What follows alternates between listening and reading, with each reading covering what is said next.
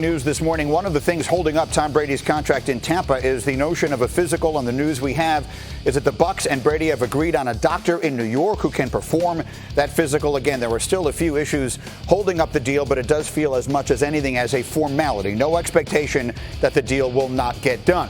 So that's the latest with Brady. Now let's talk about his now former coach. Still strange to say that. Bill Belichick's coaching career, he spent his first 5 years as a head coach in Cleveland, had one winning season in '94, the only time they made the playoffs. In 2008 without Brady, because he tore his ACL, Brady did, in the season opener against Kansas City. Matt Castle went 11-5 that year. The team missed the playoffs. Remember, it was a 5-game drop-off from where they'd been at 16-0 the year before. 2016 was the year Brady served the 4-game suspension to start the season. Belichick started 2 different quarterbacks in that time, went 2-0 with Jimmy Garoppolo, and then 1-1 with Jacoby Brissett. So here's Dan Orlovsky, and we're going to do the best that we can here to put together a fundamental list for you. Dan has the 5 best options for the Patriots at quarterback this year. Dan, the floor is yours. Greeny, let's start at number 5, and I'm going to go to the draft. And I'm going to look at drafting Georgia quarterback Jake Fromm. If you look at Georgia quarterback Jake Fromm, I did a game of theirs this year. Number 1, incredibly intelligent. Number 2, diligent with his work. And number 3, a very selfless teammate. And if you look at the style of offense the Patriots like to play, attacking inside the numbers, something he did really well last year, 83 QBR, 10 touchdowns to 1 interception. It's a really good fit. Let's go to number 4. I would look at trading for Andy Dalton. Here's a crazy thing. The Patriots defense last year gave up 14 points. Andy Dalton in his career, when his defense gives up less than 20 points, is 45-8 as a starting quarterback. So I think there's a pretty good marriage there in the total picture quarterback and overall team. Number 3, Jarrett Stidham, who's on their roster. A lot of people who tied to that organization, who know that organization, know how highly they think of Jarrett Stidham. Last year had a really good preseason, and they trusted him to be their backup quarterback through the great majority of that season last year. They've got to be thinking very highly of Jarrett Stidham.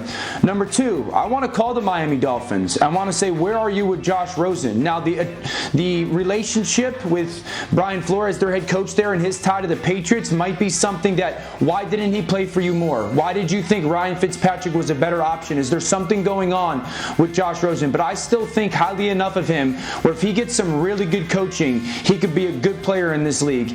And then number 1, Jacoby Brissett. You know, I look at Jacoby Brissett and I go, last year, 5-2 when he was healthy as the starting quarterback, 14 touchdowns and 3 interceptions. And the fact that right before he got hurt, he had gone on the road and beaten the Chiefs and Patrick Mahomes. And I just think that is the best option if you can get him cheap and bring him back to New England out of Indianapolis. I'm really intrigued by a few of these, and I want to focus on the last 2. And Josh Rosen is a guy who was drafted in the top 10 2 years ago. I don't know that there's ever been a quarterback who's gotten less opportunity to prove it than he's had so far when you consider he gets drafted by Arizona. They're terrible. The offensive line is terrible. They fire the coach and make all sorts of sweeping changes. Then he goes to the Dolphins, who were in that weird sort of tanking for Tua space last year, and that all goes badly. You still believe in Rosen, because if there has been a book on him, it's that his intelligence is his calling card, sometimes for better and sometimes for worse. Well, that is sort of a Belichick hallmark. I would feel like that's something that would appeal to Belichick. So I rather like that fit if they can figure out a way to make it work.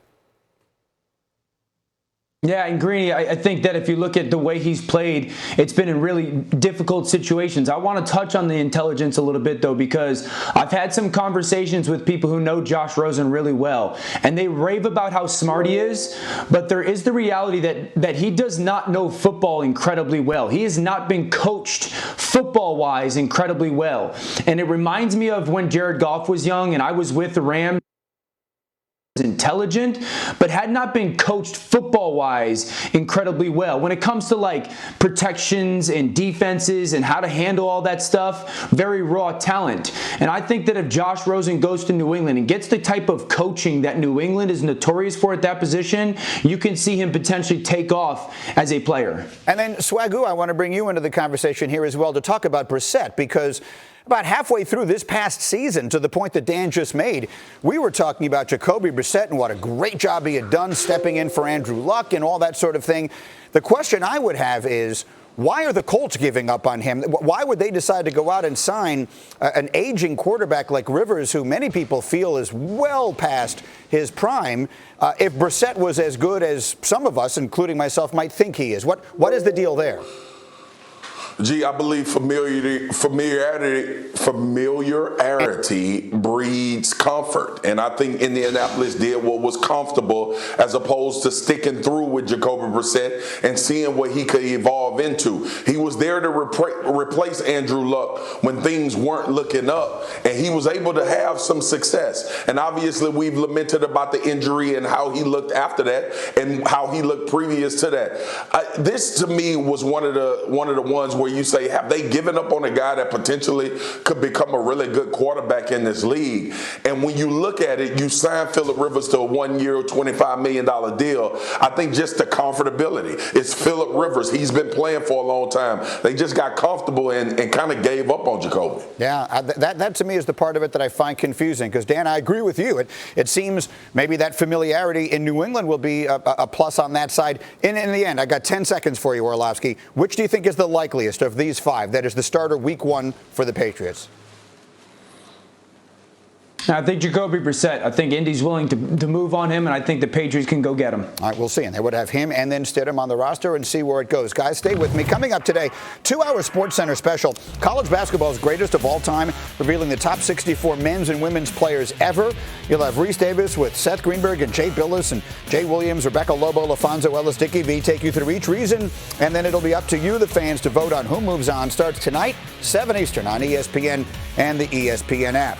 Coming up here on ESPN, Adam Silver gave fans 3 options for the NBA's return. Are any of them viable? Will we see games again this year? Stephen A. and Max weigh in. Coming up. Almost never loses when he starts games, and by the way, has certain things in common with Brady, especially quick decision-making, quick release. And he's gone. So Brady left the cupboard bare for Belichick. They don't have a lot of cap room and all this.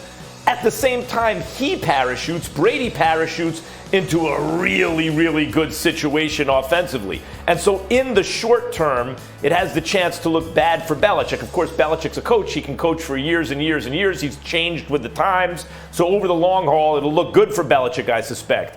But even this season, Mike, we saw what Mike Tomlin did without a quarterback. He won 8 games. And Mike Tomlin's a future Hall of Famer as a coach. But Belichick's the greatest coach of all time. He's better than Tomlin. He's better than everyone.